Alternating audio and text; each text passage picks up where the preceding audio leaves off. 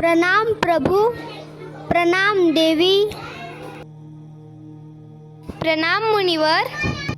प्रणाम मुनिवर। आपके आने का कारण कहे।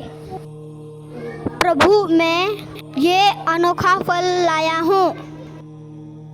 जो भी ये फल खाएगा बुद्धिमान, ताकतवर और बलशाली होगा। किंतु मुनिवर, अगर ये फल किसी दानव को मिल गया तो वो इससे मिली ताकत का गलत उपयोग करेगा। इसे किसी समझदार को ही खाना होगा। तो ये फल आपके बच्चे में से ही किसी एक को खाना चाहिए। पुत्र कार्तिकेय, पुत्र गणेश,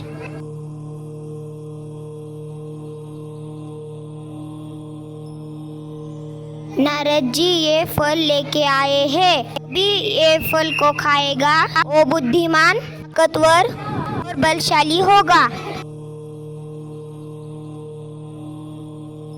मैं इस फल को खाऊंगा। नहीं नहीं, मैं इस फल को खाऊंगा। मैं बड़ा हूँ इसलिए मैं फल खाऊंगा। मैं छोटा हूँ इसलिए मैं इस फल को खाऊंगा। इसे आप मुझे दे दीजिए। देख रहे हो नारद, अब तो खुश हो। नारायण नारायण। मैं इस फल को 2 टुकड़ों में बांट देती हूँ। दोनों आधा आधा खा लेना। इस फल के 2 टुकड़े करने पर इसकी ताकत खत्म हो जाएगी। हम एक प्रतियोगिता करते हैं। जो भी इस प्रतियोगिता में जीतेगा वो ही इस फल का हकदार होगा। जो भी सबसे पहले पृथ्वी के 3 चक्कर लगाएगा वो ही इस फल का हकदार होगा। जो आज्ञा पिताश्री। जो आज्ञा पिताश्री।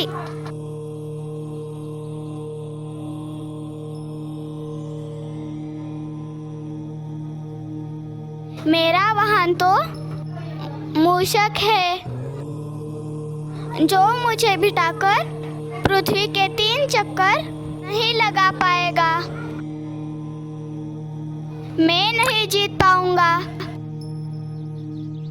मुझे कुछ करना होगा।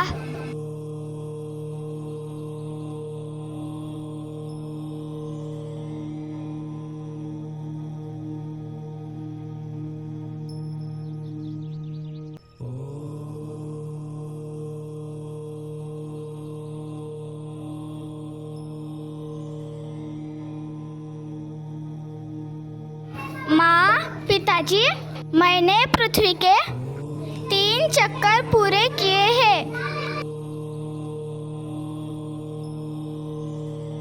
अरे तुम तो यहाँ से गए ही नहीं।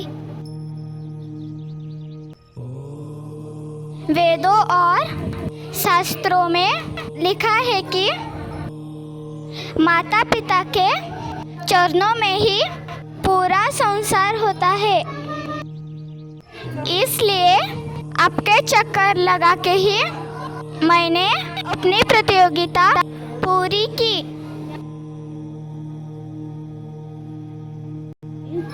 प्रणाम पिताश्री, प्रणाम माँ, प्रणाम मुनिवर। मैंने पृथ्वी के 3 चक्कर लगाए हैं। बहुत अच्छे बेटा, लेकिन गणेश ने ही चुनौती जीत ली है। गणेश ने माता पिता के ही 3 चक्कर लगा लिए। माता पिता के चरणों में पूरा संसार होता है। गणेश ने चुनौती जीत ली। ये लो तुम्हारा फल। गणेश के द्वारा दी गई माता पिता की 3 परिक्रमा को तीनों लोकों की परिक्रमा के बरोबर माना जाएगा।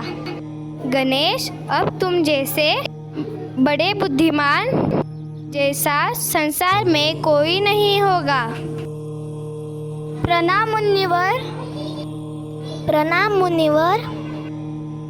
तुम्हारा तुम्हारा कल्याण हो।